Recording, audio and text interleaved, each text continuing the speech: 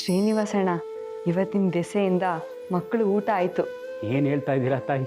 ನನ್ನ ದೆಸೆಯಿಂದಾನೆ ನಿಮ್ಮ ಒಡವೆಗಳನ್ನ ಮಾರಿದ ಪಾಪಿ ನಾನು.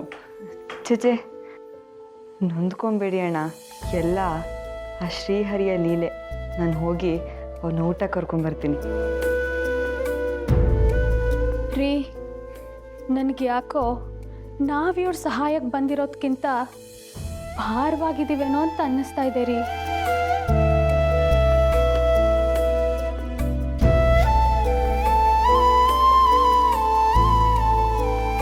ಏನಂದ್ರೆ ತುಂಬ ಹೊತ್ತಾಯಿತು, ಊಟಕ್ಕೆ ಬನ್ನಿ. ಮಕ್ಕಳು ಊಟ ಆಯ್ತಾ? ಆಯಿತು. ಶ್ರೀನಿವಾಸ ಪದ್ಮಾವತಿ ಅವರದು? ಅವರು ಈಗ ಎಲ್ಲಿ ಮಾಡ್ತಾರೆ ಅಂದರೆ, ಎಲ್ಲರ ಊಟ ಮುಗಿದ ಮೇಲಲ್ವೇ ಅವ್ರು ಮಾಡೋದು. ಬೇಡ ಸರಸ್ವತಿ, ಇನ್ನು ಮುಂದೆ ಎಲ್ಲರ ಊಟ ಮುಗಿದ ಮೇಲೆ ನನ್ನ ಕರಿ. ಎಲ್ಲಾದರೂ ಉಂಟೆ, ಯಜಮಾನ್ರಿಗಿಂತ ಮೊದಲು ಸೇವಕರು ಊಟ ಮಾಡ್ತಾರೆಯೇ.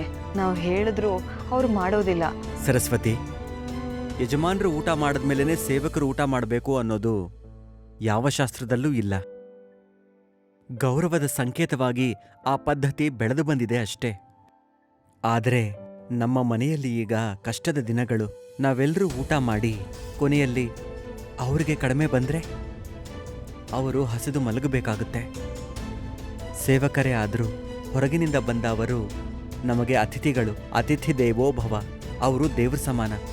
ಮೊದಲು ಅವ್ರದ್ದಾಗ್ಲಿ, ನಂತರ ನಮ್ಮದು. ಹಾಗೆ ಆಗಲಿ.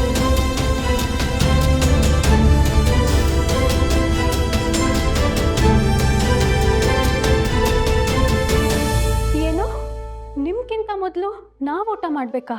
ಎಲ್ಲಾದರೂ ಉಂಟೆ, ನಾವು ನಿಮ್ಮ ಸೇವಕರು, ನೀವು ನಮ್ಮ ಯಜಮಾನರು.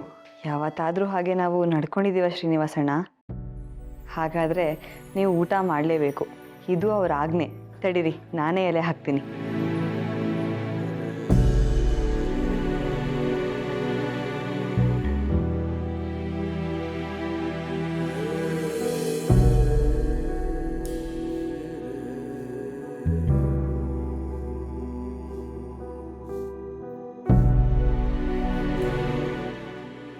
ಏನಂದ್ರೆ, ಶ್ರೀನಿವಾಸ ಪದ್ಮಾವತಿ ಅವ್ರದ್ದು ಊಟ ಆಯಿತು.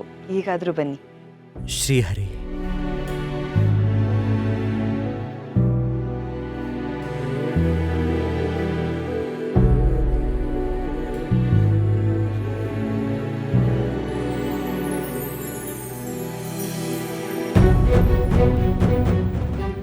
ಸರಸ್ವತಿ, ನಿಂದು ಊಟ ಆಯ್ತಾ?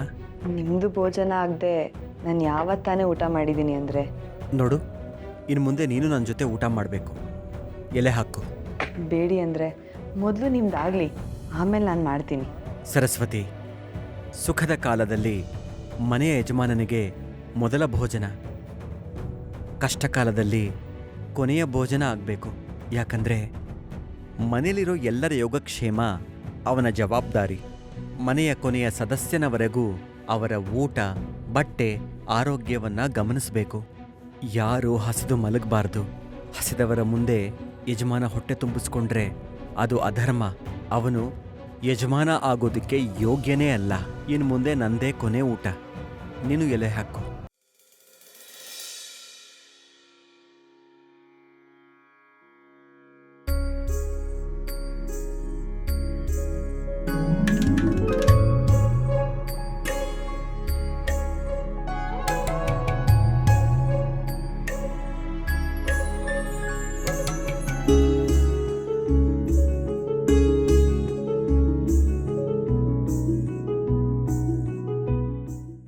ಶ್ರೀಹರಿ,